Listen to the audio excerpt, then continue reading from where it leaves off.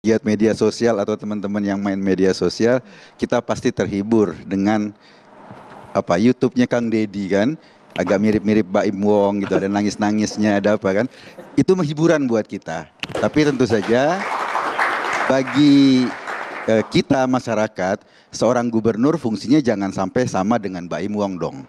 Dia harus lebih, karena itu kita memilih dia sebagai gubernur.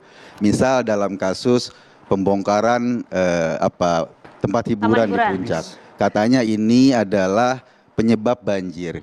Kalau itu memang dasarnya, saya yakin penyebab banjir bukan cuma satu gedung, bukan cuma satu bangunan. Oleh karena itu yang dibutuhkan adalah penataan kawasan Puncak. Jadi mungkin yang dibongkar nanti 100, 200 film, 400, 500, bongkar semua. Kalau itu nggak dilakukan, ini pencitraan.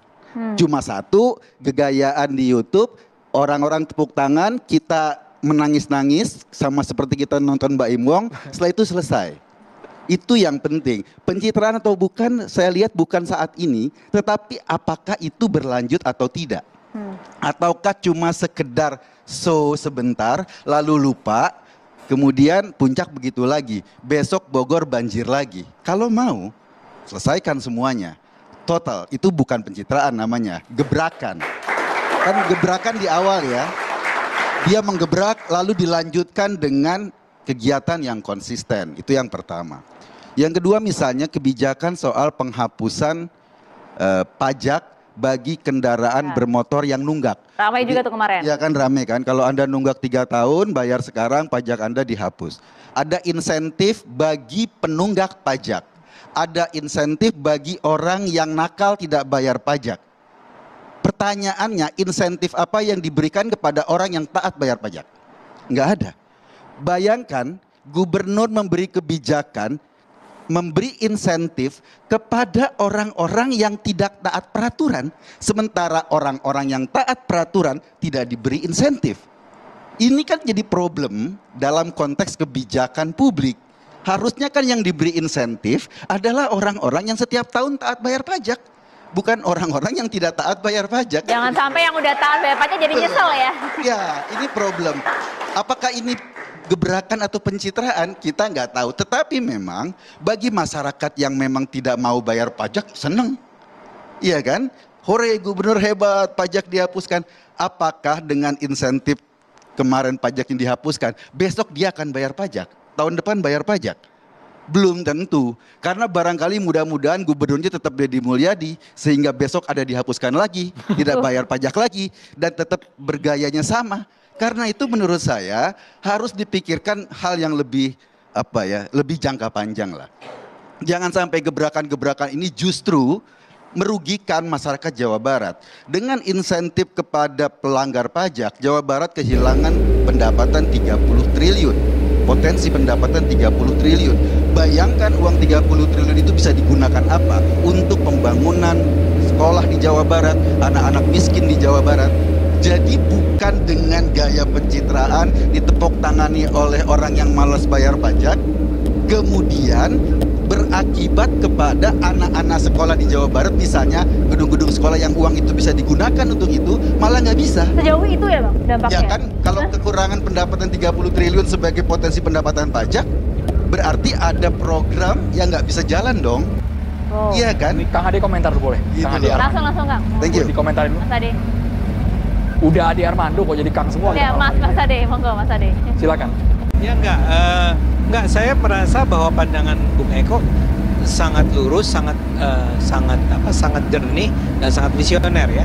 Tapi lagi-lagi kan pertanyaan beliau adalah bahwa semua menjadi tergantung pada apakah di masa depan. Misalnya saja kalau Kang Deddy bilang kali ini saya maafkan ya. Tapi mulai tahun depan setelah saya maafkan sekarang, ini akan saya laksanakan dengan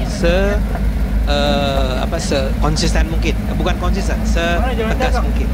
Kita nggak tahu. Jadi jawaban dari Bung Eko tadi saya setuju. Kita belum tahu sekarang. Tapi saya sih percaya ya, ini persoalan. Saya kebetulan warga Jawa Barat nih Bung Eko. Oh sama ya. Saya milih Kang Deddy kemarin. Pasti bukan. Saya rahasia. Domisili mana ini, Mas Saya Ade? Bogor. Oke. Saya Bogor. Jadi curhat semua nih kan. Jadi Enggak, tapi saya mau bilang begini. Saya melihat Kang Deddy ini adalah orang yang udah punya asam garam yang begitu lama berkecimpung sebagai seorang pejabat publik. Dia sebelum jadi bupati, dia wakil bupati dulu. Wakil bupati 2 kali, 15 tahun jadi anggota DPR, sekarang menjadi gubernur. Jadi ketika dia maju, dan saya bersyukur juga waktu itu Kang Emil kan milih ke Jakarta kan, jadi dia bisa maju di Jawa Barat dan jadinya menang. Menangnya dengan angka yang luar biasa kan? 66%. 66%. Nah, saya merasa itu adalah cerminan dari betapa masyarakat percaya pada Kang Deddy. Nah, saya melihat Kang Deddy ini memang bukan tipe orang yang sekedar melakukan gebrakan tanpa dasar. Misalnya kembali ke pembicaraan tentang apakah ada aturan mengenai pelarangan study tour. Ada ternyata. Ternyata ada ya. Ini saya lihat dari, wah ini hilang lagi nih. Surat edaran nomor 64 garis miring PK 01 Kesra tentang study tour pada satuan pendidikan yang ditandatangani oleh pejabat atau PJ Gubernur Jawa Barat B. Mahmudin tertanggal 8 Mei 2024. Jadi sebelum tindakan eksekusi yang dilakukan terhadap Kang Deddy Mulyadi, ya kan sudah ada aturannya. Sudah ada. Jadi ya gimana Kang Tony? Iya. Bisa ditarik pertanyaannya lagi? Sabar, Bang Endar. Mas Ade belum kelar nih, sabar. Enggak, saya Mas Ade. Enggak, sekarang kita harus apresiasi ya, Kang Tony itu mempertanyakan ada nggak aturannya ya. Kebetulan dengan cepat bisa ditemukan ada aturannya. Sebagai orang Jawa Barat saya juga ingat bahwa sebetulnya sebelum Kang Deddy jadi gubernur sudah keluar, karena waktu itu kekhawatirannya adalah soal kecelakaan ya, dan betul Anda katakan lagi ada kaitannya dengan betapa biaya yang dikeluarkan oleh para orang tua. Jadi anyway saya mau bilang bahwa aturannya ada, dia tidak sekedar melakukannya tanpa ada dasar rujukan yang jelas. Tapi saya merasa bahwa Kang Deddy adalah sebetulnya memang tipe, ini soal cara pandang nih ya Bung Eko, tipe pemimpin yang diperlukan di Indonesia saat ini. Saya membayangkan orang-orang semacam Kang Deddy, kalau saja orang daerah lain itu bisa punya pemimpin seperti Kang Deddy, itu akan membantu sekali banyak hal di Indonesia ini. Buat anak-anak muda, mudah-mudahan juga bisa paham nih. Ya, gini maksud saya. Salah satu persoalan di Indonesia ini kan adalah betapa orang-orang Indonesia ini senang sekali tidak mentaati aturan. Aturannya udah ada, nggak dijalankan. Terus tenang-tenang aja. Anda nggak boleh bangun rumah di atas tanah yang bukan milik Anda. Tapi ada bangunannya di sana. Dengan anggapan bahwa jangan dibantah dulu ya. Karena saya setuju. Karena dia udah siap-siap pegang mic. Boleh Mas. Boleh Mas. Boleh kok Mas. Kan kita sama-sama bangun rumah di atas tanah yang sah kan. Nah masalahnya ada banyak sekali orang yang bangun bangunan di atas tanah yang tidak sah. Termasuk yang di tempat Bekasi. wisata itu. Ya. Di Puncak. Itu sudah diingatkan sebulan sebelumnya kalau nggak salah. Sebulan sebelum Kang Deddy turun tangan. Sudah dibilang, kalian itu nggak boleh bangun seperti itu. Kalian harusnya, saya lupa apakah seluruh bangunan tersebut salah atau hanya sebagian ya. Tapi kalau Kang Deddy kesel kali dia ya. Udah disuruh berhenti bangun, tetap dibangun dan tetap dibuka dan pengunjungnya berlimpah. Maka dia merasa harus datang untuk mengatakan, ya udah bubarin aja lah ini. Ya. Itu memang bukan gaya Indonesia. Ya, di Indonesia di dalam budaya kita kan sama-sama orang FISIP nih. Itu ada yang namanya high context culture sama low context culture. Kalau high context culture tuh maaf Mas, ini tolong ini muter-muter jalannya ujungnya adalah pinjem duit gitu. Misalnya. Kalau saya low context, saya datang, "Bang, saya lagi susah nih. Bantulah," gitu ya. Kang Deddy itu levelnya kayak gitu. Tanpa basa-basi. Tanpa basa-basi. Apakah itu pencitraan atau bukan itu soal lain ya. Tapi nanti dulu dong. Nanti ini jangan langsung ke Belum ini, enggak. Biar langsung ditanggapi boleh lah Mas Ade. Gerakan tangan ini pegel Mas, pegel. Cuma gini doang. Saya mau bilang bahwa lihat contoh-contoh videonya Kang Deddy di TikTok. Pernah nonton nggak? Kan marah-marahnya tuh misalnya saya sangat suka dia datang sama orang yang jualan minuman keras dan obat. Ya, pernah lihat itu kan? Sambil dipraktekin dong Mas Ade. Ini apa dia bilang. Ini obat. Buat apa? Nggak tahu. Dia bilang dia disuruh aja dia jual. Sekarang gini deh, ini dilarang. Dan kalau kamu tuh, dia bilang sama si penjualnya, itu masih tetap kepengen jual obat ini boleh, tapi lu minum dulu. Sekarang minum nih yang saya pegang. Tentu saja si penjualnya nggak mau. Karena dia tahu persis bahwa bahaya dari obat itu adalah dia bisa kehilangan nyawanya kan. Jadi nggak diminum sama si guru lagi, oleh si pedagang itu. Terus dia bentak, makanya nggak boleh. Ya.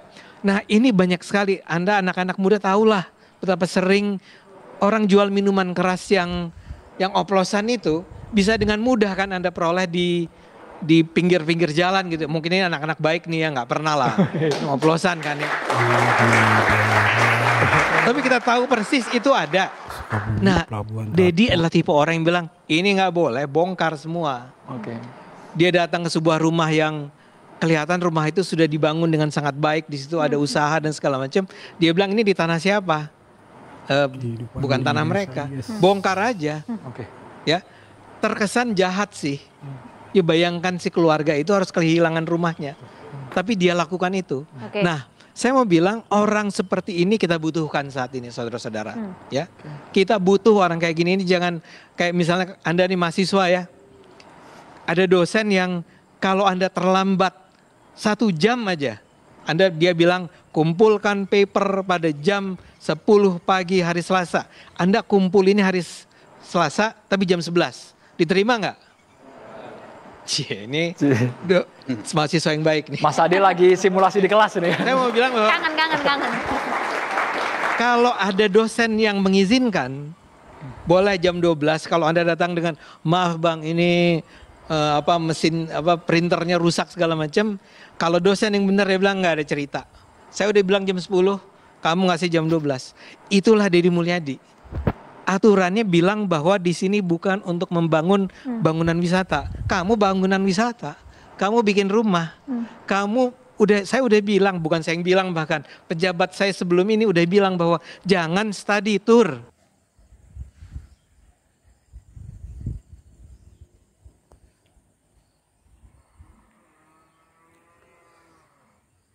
Di daerah Sukabumi, Pelabuhan Ratu.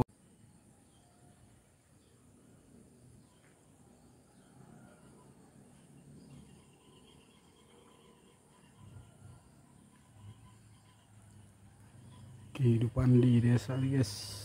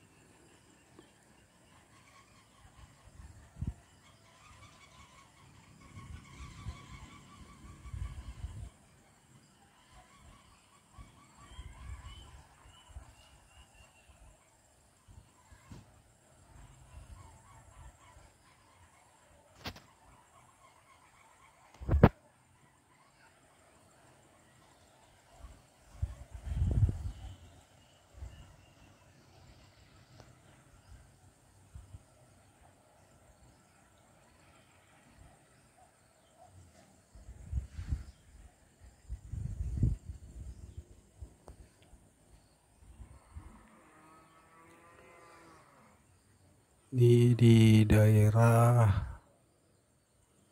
Sukabumi, Pelabuhan Ratu.